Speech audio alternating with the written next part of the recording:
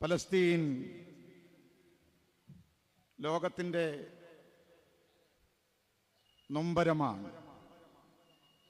ലോക ചരിത്രത്തിൽ ഏറ്റവും അധികം പീഡനങ്ങൾക്ക് വിധേയരായി ജീവിക്കുന്ന, ഏറ്റവും അധികം നൊമ്പരങ്ങളുമായി മുറിപ്പാടുകളുമായി ജീവിക്കുന്ന, മരിച്ചവരും ഭാഗികമായി മരിച്ചവരും മരിച്ചുകൊണ്ടിരിക്കുന്നവരും ഒക്കെയായ ലോകത്തെ ഏറ്റവും വലിയ പീഡിത സമൂഹമായി ഇന്ന് ചരിത്രത്തിൻ്റെ മുമ്പിൽ പലസ്തീൻ നമ്മുടെ ഹൃദയങ്ങളെ നൊമ്പരപ്പെടുത്തുന്നു. ഒരർത്ഥത്തിൽ ലോകത്തിൻ്റെ വിലാപമായി പലസ്തീൻ മാറുമ്പോൾ മഴ പെയ്തിറങ്ങുന്നത് പോലെ പലസ്തീൻ്റെ തെരുവുകളിൽ, ഗസയിലെ തെരുവുകളിൽ ഇസ്രയേലിൻ്റെ മിസൈൽ വർഷങ്ങൾക്കകത്ത് പിടഞ്ഞു മരിക്കുന്ന കുട്ടികൾ, മരിച്ച മാതാവിൻ്റെ മാറോട് ചേർന്ന് ചേതനയറ്റ ശരീരത്തിൽ കിടന്ന് നിലവിളിക്കുന്ന കുഞ്ഞുങ്ങൾ, പിതാക്കന്മാരെ പിടിച്ചുകൊണ്ടുപോയി ഇസ്രയേൽ എന്ന തെമ്മാടി രാഷ്ട്രം തടവറകളിൽ പൂട്ടിയിടുമ്പോൾ ഗർഭിണികളായ മാതാക്കൾ അവർ അതേ അവസ്ഥയിൽ മരിച്ചു പോകുന്നു. പിറന്നു വീഴുന്ന കുഞ്ഞുങ്ങൾക്ക് അവരുടെ പിതാക്കന്മാരെ കാണാൻ കഴിയാത്ത രീതിയിൽ തടങ്കലിലാക്കപ്പെടുന്ന പിതാക്കന്മാർ, ആയിരക്കണക്കിന് മനുഷ്യർ തടവിലാണ്. അക്കൂട്ടത്തിൽ 10,000-ഓളം സ്ത്രീകളും കുഞ്ഞുങ്ങളുമുണ്ട്. ഒരു തെറ്റും ചെയ്യാത്തവർ. ലോകത്തെവിടെയുമുള്ള പുതിയ തലമുറയെ പോലെ ഈ ഭൂമുഖത്ത് ജനിച്ചു വീഴുന്ന കുഞ്ഞുങ്ങൾ ഒരു തെറ്റും ചെയ്യാതെ പീഡിപ്പിക്കപ്പെടുന്ന, ശിക്ഷിക്കപ്പെടുന്ന, കൊല ചെയ്യപ്പെടുന്ന ചരിത്രത്തിലെ ഒരേ ഒരു ഭൂമി ഇന്ന് പലസ്തീനാണ്. 7 പതിറ്റാണ്ടുകൾക്കധികമായി പലസ്തീന്റെ നിലവിളികൾ, രോദനങ്ങൾ, ഒരു ശവപ്പറമ്പാണ് ഇന്ന് ഗസ എന്ന് പറയുന്നത്. ആധുനികതയിലേക്കും ജനാധിപത്യത്തിലേക്കും ജനാധിപത്യത്തിന്റെ ഉന്നതമായ മൂല്യങ്ങളിലേക്കുമൊക്കെ ലോകം പ്രവേശിച്ച കാലത്ത് അത്തരം ജനാധിപത്യപരമായ ഒരവകാശങ്ങളും വകവെച്ചു കൊടുക്കാതെ, ജനാധിപത്യപരമായ മര്യാദകൾ പാലിക്കാതെ, മനുഷ്യാവകാശങ്ങളെ പച്ചയായി ലംഘിച്ചുകൊണ്ട് ആയിരക്കണക്കിന് മനുഷ്യരെ കൊന്നൊടുക്കിക്കൊണ്ടിരിക്കുകയാണ്. ഇങ്ങിവിടെയുള്ള നമ്മുടെയൊക്കെ മനസ്സുകളിൽ കൊല ചെയ്യപ്പെടുന്ന പലസ്തീൻ കുഞ്ഞുങ്ങളോട് അവരെ ഓർക്കുമ്പോൾ ഉറങ്ങാൻ കഴിയുന്നില്ല. സ്വന്തം മകനെയാണ് ഓർക്കുന്നത്. സ്വന്തം ഭവനത്തിലെ, നാട്ടിലെ പിഞ്ചോമന കുഞ്ഞുങ്ങൾ, കളിച്ച് ഓടിച്ചാടി നടക്കുന്ന ഈ കുഞ്ഞുങ്ങളുടെ രൂപമാണ് മരിച്ചു വീഴുന്ന പലസ്തീൻ മണ്ണിലെ കുഞ്ഞുങ്ങളെ നമ്മൾ കാണുന്നത്. ഐക്യരാഷ്ട്രസഭ പോലുള്ള സംവിധാനങ്ങൾ, അന്താരാഷ്ട്ര കോടതികൾ, നിയമ സംവിധാനങ്ങൾ, യുദ്ധമര്യാദകൾ, യുദ്ധ നിയമങ്ങൾ, ഇതൊന്നും ഇസ്രയേൽ എന്ന് പറയുന്ന ഈ തമ്മാടി രാഷ്ട്രത്തിനും ബെഞ്ചമിൻ നെതന്യാഹുവിനും ബാധകമല്ലേ? അതുകൊണ്ട് മനസ്സാക്ഷി എന്നൊന്നുണ്ടെങ്കിൽ, ധാർമ്മികത എന്നൊന്നുണ്ടെങ്കിൽ, മാനവീയത എന്നൊന്നുണ്ടെങ്കിൽ ലോകത്ത് ഒരു മനുഷ്യനും നിശബ്ദനായിരിക്കാൻ സാധിക്കുകയില്ല. നമ്മുടെ നിശബ്ദത ഈ അക്രമത്തിന്, ഈ ഭീകരതയ്ക്ക് പിന്തുണയാകാൻ പാടില്ല. ഈ ഭീകരതയ്ക്കെതിരെയുള്ള നിശബ്ദത ഭേദിച്ചുകൊണ്ട് ലോകം ഇന്ന് മുദ്രാവാക്യങ്ങൾ ഉയർത്തുമ്പോൾ, പാശ്ചാത്യ പൗരസ്ത്യ വ്യത്യാസമില്ലാതെ ലോകത്തെമ്പാടുമുള്ള പൗരസമൂഹം ഇന്ന് ഈ പൊരുതുന്ന പലസ്തീൻ ജനതയോടൊപ്പമാണ്, ഗസയ്ക്കൊപ്പമാണ്. ഹമാസിന് അവർ പിന്തുണയ്ക്കുകയാണ്. പച്ച നുണകളിൽ കെട്ടിപ്പടുത്ത ഒരു രാഷ്ട്രമായിരുന്നു ഇസ്രയേലെങ്കിൽ ആ നുണക്കഥകളാണ്, പാരമ്പര്യമാണ് ഇന്ന് ഈ പലസ്തീൻ വിഷയത്തിൽ ലോകത്തെമ്പാടും സാമ്രാജ്യത്വ പിന്തുണയോടെ, അമേരിക്കയുടെ പിന്തുണയോടെ പ്രചരിപ്പിച്ചുകൊണ്ടിരിക്കുന്നത്. 10 ലക്ഷത്തിലധികം പലസ്തീനികൾ മുമ്പേ പറഞ്ഞു ജയിലിൽ.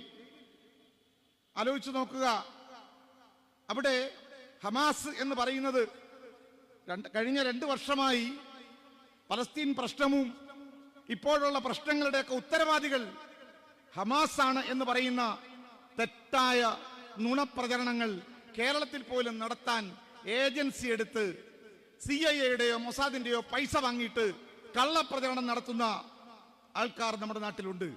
കാസ എന്നൊക്കെ പറയുന്ന തീവ്രവാദി സംഘടനകൾ ഒരുപക്ഷെ പലസ്തീൻ ജനതയെ അവരുടെ ജന്മനാട്ടിൽ വലിഞ്ഞു കയറി ചെന്ന് അവനെ അവിടെ കൊല ചെയ്യുന്ന, അവന്റെ ഭൂമി പിടിച്ചെടുക്കാൻ ശ്രമിക്കുന്ന, അവന്റെ മേൽ അധിനിവേശം നടത്തുന്ന അതേ വംശീയ താല്പര്യത്തോടെ ബുൾഡോസർ രാജ് നടത്തി ഇന്ത്യയിലെ ഉത്തരേന്ത്യൻ തെരുവോരങ്ങളിൽ ജനിച്ച മണ്ണിൽ നിന്ന്, ഗ്രാമത്തിൽ നിന്ന് മനുഷ്യരെ പിഴുതെറിയുന്ന, അവന്റെ ഭവനങ്ങൾ ഇടിച്ചു നിരത്തുന്ന, അവന്റെ കുഞ്ഞുങ്ങളെ കൊല്ലുന്ന, അവന്റെ സ്വാതന്ത്ര്യം വിലക്കുന്ന ഭീകരവാദ ശക്തികൾ ഇവിടെ നിന്നുകൊണ്ട് ഇസ്രയേലിന് ഐക്യദാർഢ്യം പ്രഖ്യാപിക്കുന്നു. മൊസാദിന്റെ നുണക്കഥകൾ അവർ ഏറ്റുപറയുന്നു. അപ്പൊ ഒരു പക്ഷത്ത് മനുഷ്യത്വത്തിന് മാനവീയതയ്ക്കുമായി ചേർന്ന് നിൽക്കുന്ന ലോകത്തെ പൗരസമൂഹം ഒരു പക്ഷത്ത്, മറുഭാഗത്ത് ലോകത്തെ കീഴടക്കാൻ ആഗ്രഹിക്കുന്ന ഫാഷിസ്റ്റ് സമഗ്രാധിപത്യ ഈ വംശീയ ശക്തികൾ മറുപക്ഷത്ത്. ഈ പോരാട്ടത്തിൽ വിജയിക്കുന്നത് വംശീയതയായിരിക്കുകയില്ല, വിജയിക്കുന്നത് ഫാഷിസമായിരിക്കുകയില്ല, വിജയിക്കുന്നത് നീതിക്ക് വേണ്ടി പോരാടുന്ന മനുഷ്യരായിരിക്കും എന്ന ചരിത്രത്തിന്റെ പ്രസ്താവനയാണ്, വിളംബരമാണ്. ഇന്ന് വെടിനിർത്തലിലേക്ക് എത്താൻ ട്രംപ് പറഞ്ഞിട്ടാണെന്നൊക്കെ പറയുന്നവർ രാഷ്ട്രീയ നാടകമാണ്. പക്ഷേ പൊരുതുന്ന പലസ്തീൻ കുഞ്ഞുങ്ങളുടെ ആ രക്തസാക്ഷികളുടെ പോരാളികളുടെ മുമ്പിലാണ് ഇപ്പോൾ ഇസ്രയേൽ അഹങ്കാരികളായ തമ്മാടി രാഷ്ട്രം മുട്ടുമടക്കുന്നത് എന്ന് നാം മനസ്സിലാക്കേണ്ടതുണ്ട്. ഇനി ഹമാസ് തീവ്രവാദി പ്രസ്ഥാനമാണോ? ഇവിടുത്തെ കാസകളും ഇവിടുത്തെ വർഗീയ ഫാസിസ്റ്റ് ഭീകരവാദികളും ഇവിടെ നിന്നുകൊണ്ട് ഇസ്രയേലിന് വേണ്ടി മുദ്രാവാക്യം മുഴക്കി പറയുന്ന, പ്രചരിപ്പിക്കുന്ന കള്ളപ്രചരണങ്ങൾ സോഷ്യൽ മീഡിയയിൽ. ആരാണ് ഹമാസ്? 2006 പൊതു തിരഞ്ഞെടുപ്പിലൂടെ 44% വോട്ടുകൾ ജനങ്ങളുടെ വാങ്ങി പലസ്തീൻ ലെജിസ്ലേറ്റീവ് അസംബ്ലിയിലേക്ക് ജയിച്ചു വന്ന ജനങ്ങളുടെ പ്രതിനിധികളാണ്. ഡെമോക്രസിയിലൂടെ വന്നവരാണ്. 74 സീറ്റുകൾ നേടി വന്നവരാണ്. അവരെങ്ങനെയാണ് ഭീകരവാദികളാകുന്നത്?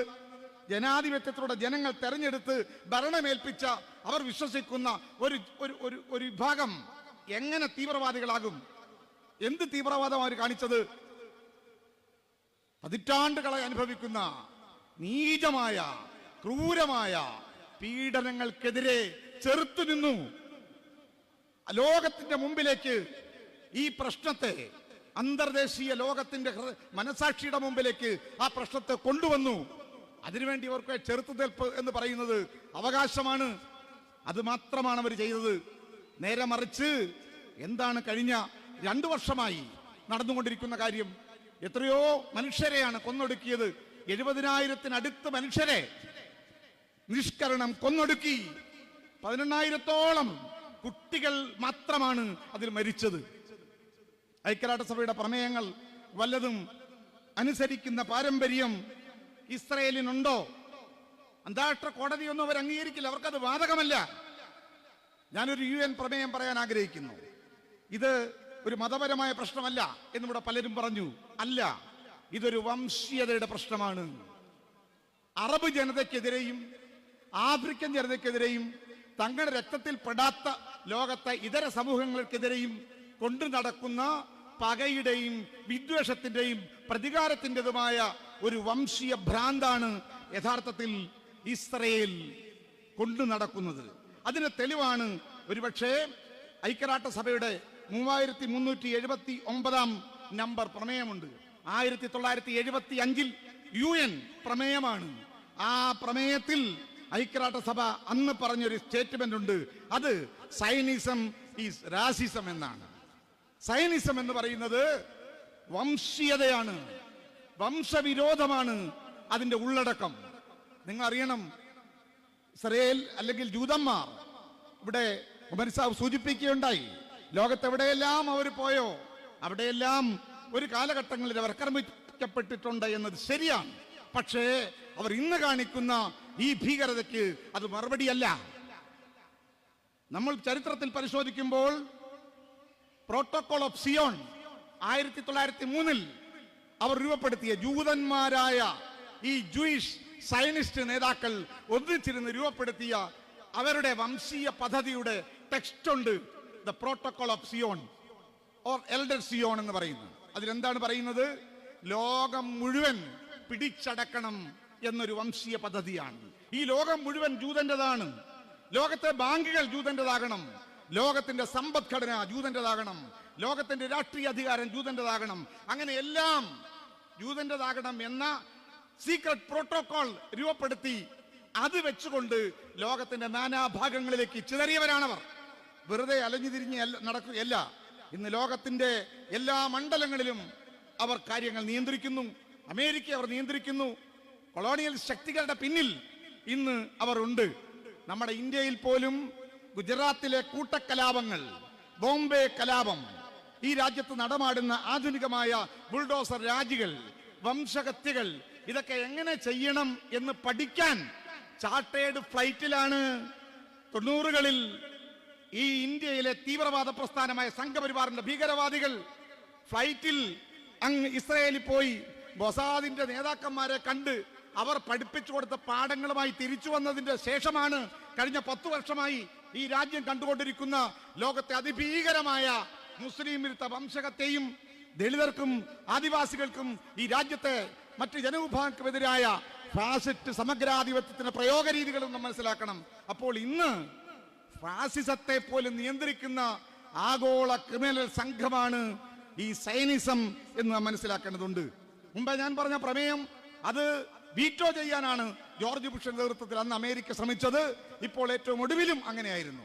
ഇപ്പോ തന്ത്രപരമായി ട്രംപിന്റെ ഇടപെടലിന്റെ പിന്നാമ്പുറങ്ങളിലേക്ക് ഇവിടെ പലരും പറഞ്ഞു കഴിഞ്ഞിരിക്കുന്നു. ഇതിനകത്തൊക്കെ രാഷ്ട്രീയ നാടകമുണ്ട്.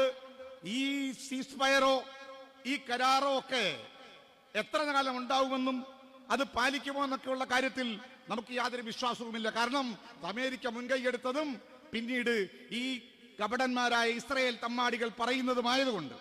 എന്താണെങ്കിലും ഞാൻ ഒരു കാര്യം കൂടി പറയാം. 1948 ബ്രിട്ടൻ മുൻകൈയെടുത്തുകൊണ്ട് യഥാർത്ഥത്തിൽ ഇസ്രയേലുകാർക്ക് രാഷ്ട്രമുണ്ടോ? ലോകം മുഴുവൻ ഇങ്ങനെ നോമാഡിക്കായിട്ട് നടന്നവരാ. കാരണം ലോകം മുഴുവൻ അവരുടേതാണല്ലോ. എങ്ങും പ്രത്യേകിച്ച് ഒരു രാഷ്ട്രമെന്ന നിലയിലേക്ക് അവിടെ ചുരുണ്ടുകൂടി അവിടെ പണിയെടുത്ത് അവിടെ ജീവിക്കുക എന്നതായിരുന്നില്ല. ലോകം മുഴുവൻ വെട്ടിപ്പിടിക്കുക എന്ന് പറയുന്ന വംശീയ പദ്ധതിയുമായി കറങ്ങി നടന്നവർക്ക് അന്ന് രാഷ്ട്രം വേണ്ടായിരുന്നു. പക്ഷേ ബ്രിട്ടൻ രാഷ്ട്രം അടിച്ചേൽപ്പിക്കുമ്പോൾ ഒക്യുപ്പൈഡ് ഈ പറയുന്ന ലോകത്തെമ്പാടുമുള്ള ജൂതന്മാരെ ക്ഷണിച്ച് കൊണ്ടുവന്ന് അവരെ പാർപ്പിക്കാൻ ശ്രമിച്ചപ്പോൾ ആ ജൂതരാഷ്ട്രം നിലവിൽ വന്നു 48. നിങ്ങൾ നോക്കുക, ജൂതന്മാരുടേതായ ഒരു രാഷ്ട്രം ഇസ്രയേൽ 48 രൂപം കൊണ്ടുവെങ്കിൽ 4-5 വർഷത്തിന്റെ ഉള്ളിൽ അവർ ചെയ്ത പ്രവർത്തനങ്ങൾ എന്താ? ആഫ്രിക്കൻ ജനത, അതേപോലെ അറബ് ജനത, ഈ അറബ് ആഫ്രിക്കൻ സമൂഹങ്ങളെയാണ് ആദ്യം ഉന്മൂലനം ചെയ്യാൻ അവർ തീരുമാനിക്കുന്നത്. ആ വംശീയ പദ്ധതിയുടെ ഭാഗമായിട്ടാണ് ചരിത്രത്തിൽ ഏതാണ്ട് രൂപം കൊണ്ട് 4 വർഷം കഴിഞ്ഞപ്പോ 1952 ടുണീഷ്യയുടെ സ്വാതന്ത്ര്യത്തിനെതിരെ ജൂതന്മാർ കരുക്കൾ നീക്കി. ടുണീഷ്യക്ക് ഫ്രീഡം കൊടുക്കരുത് എന്ന് പറഞ്ഞുകൊണ്ട് അന്താരാഷ്ട്ര ഗൂഢാലോചനയിൽ ഏർപ്പെട്ടവരാ. പിറവിയെടുക്കുന്നതിന് മുമ്പേ മറ്റ് രാഷ്ട്രങ്ങളുടെ പരമാധികാരത്തെ ചോദ്യം ചെയ്യുകയും അത് അട്ടിമറിക്കാൻ ശ്രമിച്ചവരാണ് ഇസ്രയേലുകാർ. 56 അൾജീരിയയുടെ സ്വയംഭരണാവകാശത്തിനെതിരെ സമ്മർദ്ദമുണ്ടാക്കി അൾജീരിയക്ക് ഫ്രീഡം ആവശ്യമില്ല എന്ന് പ്രഖ്യാപിച്ചവരാണ് ജൂതന്മാരും ഈ പറയുന്ന ഇസ്രയേലും. 57 ഈജിപ്തിൽ ബോംബിട്ടുകൊണ്ട് ഭീകരത വിതച്ചവരാണ് ഇസ്രയേൽ എന്ന് പറയുന്ന ഈ തമ്മാടി രാഷ്ട്രം. 73 അസാനിയ ആഫ്രിക്കയുടെ ഭാഗമാണ്, ബ്ലാക്ക് മുസ്ലിങ്ങളുള്ള ഭാഗമാണ്. ആ ബ്ലാക്ക് മുസ്ലിങ്ങളുള്ള അസാനിയയെ അവരാക്രമിച്ചു. എന്നിട്ട് ഒടുവിൽ നമുക്കറിയാം ലിബിയക്കെതിരെ ഏറ്റവും അധികം ഗൂഢാലോചന നടത്തിയത്, കേണൽ ഗദ്ദാഫിയെ കൊല്ലാൻ ഗൂഢാലോചന നടത്തിയത് ഈ സയനിസ്റ്റുകളാണ്, ഇതേ ജൂതന്മാരാണ്. അതുകൊണ്ട് ലോക ചരിത്രത്തിൽ ഇപ്പോൾ മാത്രമല്ല, ചരിത്രത്തിൽ എന്നും ഇവർ ലോകത്തെ ഇതര സമൂഹങ്ങൾക്കെതിരെ ഇതേപോലുള്ള കരുനീക്കങ്ങൾ, ഭീകരമായ ഗൂഢാലോചന നടത്തിയിട്ടുണ്ട്. ഇപ്പോൾ നോക്കൂ, സമാധാന ഉടമ്പടിയിലേക്ക് പോകുന്നു. ഖത്തർ എന്ന് പറയുന്ന രാഷ്ട്രം അമേരിക്കയുമായിട്ട് കൊടുക്ക വാങ്ങലുകളുണ്ട്, ചെങ്ങാത്തമുണ്ട്, പിന്തുണയുണ്ട്. പക്ഷെ ആ പിന്തുണ നിൽക്കുമ്പോഴും അവസാനമായി അവിടെ പിടഞ്ഞു മരിക്കുന്ന കുഞ്ഞുങ്ങൾക്കും സ്ത്രീകൾക്കും പൗരന്മാർക്കും വേണ്ടി മുൻകൈയെടുത്തുകൊണ്ട് ഖത്തർ എന്ന് പറയുന്ന ഒരു രാഷ്ട്രം മുന്നോട്ട് വന്നപ്പോൾ ആ സമാധാന ചർച്ചകളുടെ ഇടയിലല്ലേ ഖത്തർ ആക്രമിച്ചത്? എങ്ങനെയാണ് ട്രംപിന് അതിനെ അനുകൂലിക്കാൻ പറ്റിയത്? അപ്പോ അത് മാത്രമല്ല, തൊട്ടുപുറകെ ഇറാൻ ആക്രമിക്കുന്നു. എന്തിന്റെ പേരിൽ? നിങ്ങൾ കാണിക്കുന്ന ഈ ഭീകരത അവസാനിപ്പിക്കണമെന്ന് പറഞ്ഞുകൊണ്ട് ഏതെങ്കിലും അറബ് രാഷ്ട്രങ്ങൾ രാഷ്ട്രീയമായി മുന്നോട്ട് വന്നാൽ ആ രാഷ്ട്രീയത്തെ ഭയപ്പെടുന്നത് കൊണ്ടാണ് അത്തരം അറബ് രാഷ്ട്രങ്ങളെയോ ഇത്തരം സംവിധാനങ്ങൾ ഭയപ്പെടുത്തുവാൻ ഇറാനെ ആക്രമിച്ചു നോക്കി. ഇറാനെ ആക്രമിച്ചു നോക്കിയാൽ എന്ത് കിട്ടുമെന്നൊക്കെ ഉള്ളത് ഇപ്പം മാത്രമല്ല, 79 അമേരിക്ക പഠിച്ചതാണ്. ഷാ പഹ്ലവിയെ വെച്ചുകൊണ്ട് അന്ന് നടത്തിയപ്പോഴും തിരിച്ചടി കിട്ടിയതാ. ഇപ്പൊ വീണ്ടും ചൊറിയാൻ ആരെ വിട്ടു? ഇസ്രായേലിന്. എന്നിട്ട് എന്ത് സംഭവിച്ചു? ഇറാനെതിരെയുള്ള അതിക്രമമൊക്കെ തിരിച്ചടി കിട്ടിയപ്പോ തൽക്കാലം നിർത്തി. പിന്നിട്ടോ ലബനനെ ആക്രമിക്കുന്നു, അതേപോലെ യമനെ ആക്രമിക്കുന്നു, സിറിയയെ ആക്രമിക്കുന്നു. ഇപ്പോൾ ഈ അടുത്ത ദിവസങ്ങളിൽ ഞാൻ മുമ്പേ പറഞ്ഞ കാര്യം നോക്കൂ, പിറവന്ത് വീണപ്പോഴേ രാജ്യങ്ങൾക്കെതിരെ അക്രമം തുടങ്ങിയ ഒരു രാഷ്ട്രം ഇപ്പോഴും അത് തന്നെ ചെയ്തുകൊണ്ടിരിക്കുന്നു. അതുകൊണ്ട് പലസ്തീൻ നമുക്ക് നൽകുന്ന ഒരു പാഠമുണ്ട് ഇവിടെ. അതൊരു വ്യത്യസ്തമായ പാഠമാണ്. കാരണം ലോക ചരിത്രം ഇന്ന് വലിയ സമഗ്രാധിപത്യത്തിലേക്ക് മാറുകയാണ്. നമ്മുടെ രാഷ്ട്രം പോലും ഈ ജനാധിപത്യം എത്ര കാലം ഉണ്ടാകുമെന്ന് പറയാൻ കഴിയാത്ത രീതിയിലേക്ക് നമ്മുടെ ജനാധിപത്യവും ജനാധിപത്യ സ്ഥാപനങ്ങളും ജനാധിപത്യമായ സംസ്കാരവും വളരെ വലിയ നിലയ്ക്ക് വെല്ലുവിളി നേരിടുകയും രാഷ്ട്രം അപകടത്തിലാവുന്ന, ഭരണഘടന പ്രതിസന്ധിയിലാകുന്ന ഒരവസ്ഥയിലാണ്. ഒരു ജനാധിപത്യത്തിലെ ഒരു പൗരന്റെ ഏറ്റവും വലിയ അവകാശം ഞങ്ങളെ ആര് ഭരിക്കണം എന്ന് തീരുമാനിക്കാനുള്ള വോട്ടവകാശമാണെങ്കിൽ ആ വോട്ട് ചെയ്യാനുള്ള ഇന്ത്യയിലെ ന്യൂനപക്ഷങ്ങൾ നിങ്ങൾ വോട്ട് ചെയ്യണ്ട, ഇന്ത്യയിലെ ദലിതുകൾ നിങ്ങൾ വോട്ട് ചെയ്യണ്ട, ഈ ഫാസിസത്തിനെതിരെ വോട്ട് ചെയ്യാൻ വരുന്ന ആദിവാസികൾ, പാവപ്പെട്ടവർ വോട്ട് ചെയ്യണ്ട. വോട്ട് കൊള്ളയുടെ അനുഭവമല്ലേ നമ്മൾ കാണുന്നത്? ബീഹാറിൽ ആർക്കാണ് വോട്ട് നഷ്ടപ്പെട്ടത്? ഈ 68 ലക്ഷം. ഇപ്പോ ചില ഇളവുകൾ വരുത്തി 65 ലക്ഷം. ആരാണിത്? പൗരന്മാരെ അവരുടെ പൗരത്വം ഇല്ലാതാക്കാൻ പൗരത്വ ഭേദഗതി നിയമം കൊണ്ടുവന്നു. ഇപ്പൊ അതിന്റെ പുതിയ പതിപ്പാണ് SIR. നാളെ ഇവിടെയും വരും. ഇതെല്ലാം ഒരൊറ്റ ഗ്ലോബൽ പദ്ധതിയാണ്. അതുകൊണ്ട് ഇതൊരു പശ്ചാത്തലത്തിൽ നമ്മൾ ഭയപ്പെടുന്നു. നമുക്ക് കിട്ടിയ പൗരാവകാശങ്ങൾ, പൊരുതി വാങ്ങിയ സ്വാതന്ത്ര്യങ്ങൾ, അതൊക്കെ അപഹരിക്കപ്പെടുന്ന ഒരു കാലം. പൊരുതാനുള്ള അഭിപ്രായ സ്വാതന്ത്ര്യം ഇവിടെ ഉണ്ടോ? അഭിപ്രായം പറയുന്നവരെ തുറുങ്കിലടയ്ക്കുന്ന, അഭിപ്രായം പറയുന്നവനെ ജയിലിലടയ്ക്കുന്ന, അങ്ങനെയുള്ള ഗോവിന്ദ് പൻസാരെ പോലുള്ള ആൾക്കാരെ, അല്ല ഗൗരി ലങ്കേഷിനെ പോലുള്ളവരെ വെടിവെച്ച് കൊല്ലുന്ന ഒരു ചരിത്രം നമ്മുടെ മുമ്പിൽ ഉണ്ടെങ്കിൽ നീതിക്ക് വേണ്ടിയുള്ള, സ്വാതന്ത്ര്യത്തിന് വേണ്ടിയുള്ള, ജനാധിപത്യത്തിന് വേണ്ടിയുള്ള നമ്മുടെ അഭിലാഷങ്ങളുടെ മുമ്പിൽ പിന്തുടരാൻ ഒരു ചരിത്ര പാരമ്പര്യം, പോരാട്ടത്തിനൊരു പാരമ്പര്യം ഏതാണ്? ഒരുപക്ഷെ ഇന്നലകളിൽ ചരിത്രത്തെ സൃഷ്ടിച്ചു എന്നൊക്കെ പറയുന്ന വിപ്ലവ മാതൃകകൾ മുട്ടുമടക്കുകയാണ്.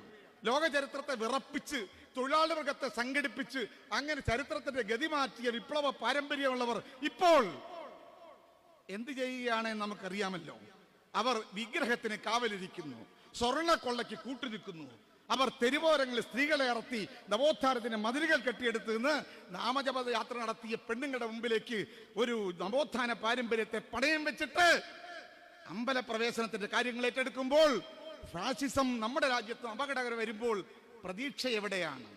ജനകീയ പോരാട്ടങ്ങൾ പരാജയപ്പെടുന്നു എന്ന് തോന്നുന്ന സന്ദർഭത്തിൽ ഞാൻ പറയുന്നു, പലസ്തീന്റെ പൊരുതുന്ന കുഞ്ഞുങ്ങൾ നമുക്കൊരു പ്രതീക്ഷ നൽകുന്നുണ്ട്.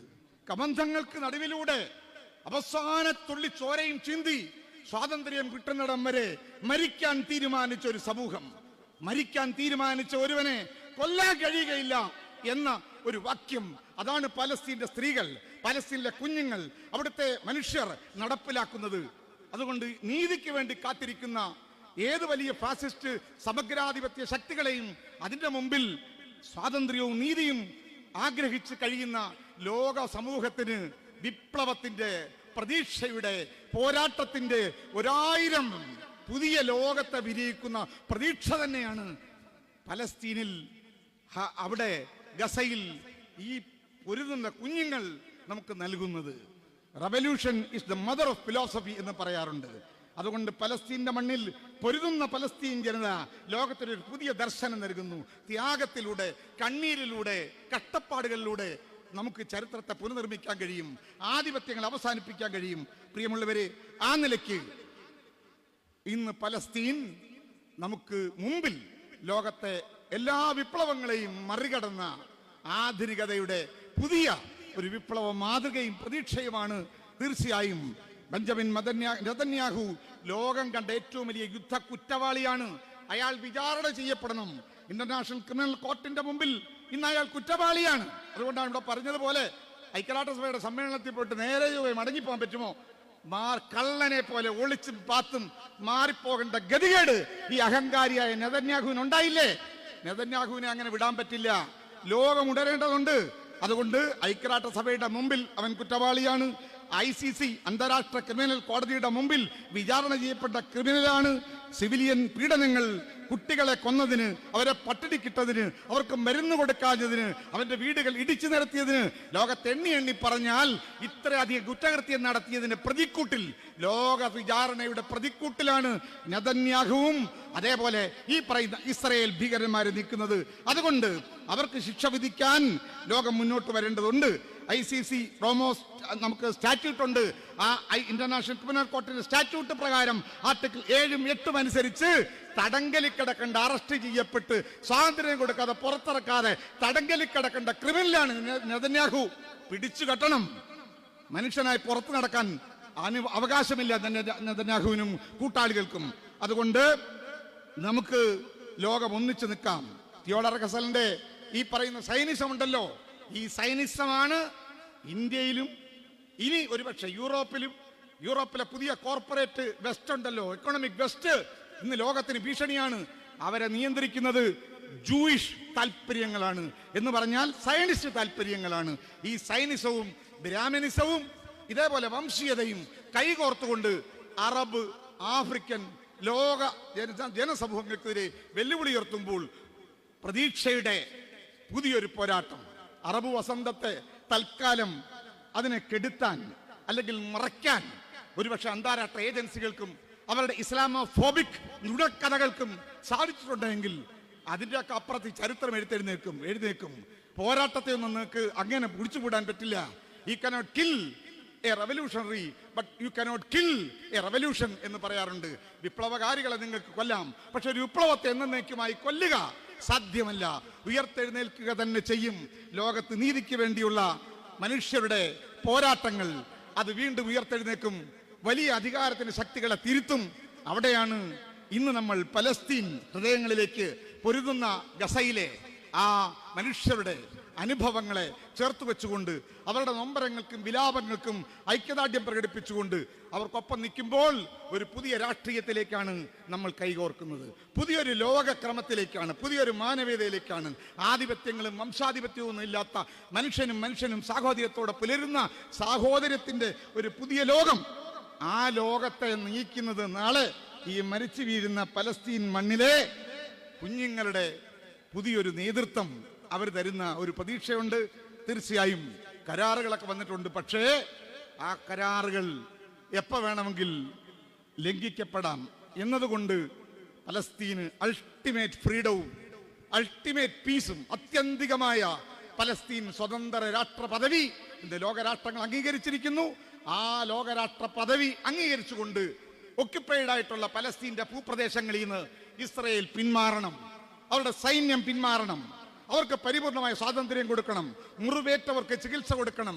തകർന്നു പോയെടുത്ത് ഭവനങ്ങൾ കൊടുക്കണം. അവർക്ക് സ്വതന്ത്രമായി ജീവിക്കാൻ കഴിയുന്ന, എത്രയോ കാലമായി അവരാശ്രയിക്കുക അന്താരാഷ്ട്ര സമൂഹങ്ങളുടെ ഭക്ഷണപ്പൊതിക്ക് വേണ്ടി ഹെലികോപ്റ്ററുകളെയും വിമാനങ്ങളെയും കാത്തുനിന്ന് അലറുന്ന കരയുന്ന കുഞ്ഞുങ്ങളാണ്. അതിന് പരിഹാരം ഉണ്ടാകണം.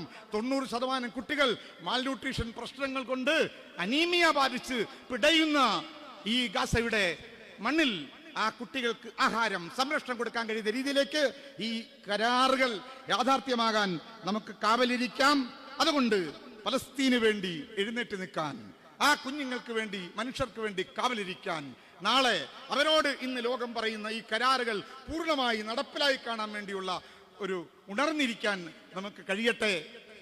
എല്ലാ നിലയ്ക്കും പലസ്തീന്, ഗസയ്ക്ക് എല്ലാതരം ഐക്യദാർഢ്യവും പ്രകടിപ്പിച്ചുകൊണ്ട് അവർക്ക് പരിപൂർണമായ നീതി ലഭിക്കട്ടെ എന്ന് ആഗ്രഹിച്ചുകൊണ്ട് ഈ ഐക്യദാർഢ്യ സദസ്സിന്, ഈ സ്ക്വയറിന് എല്ലാവിധമായി വിപ്ലവ അഭിവാദ്യങ്ങൾ അർപ്പിച്ചുകൊണ്ട് ഞാൻ നിർത്തുന്നു. ജയ് ഭീം, ബ്ലാക്ക് സല്യൂട്ട്.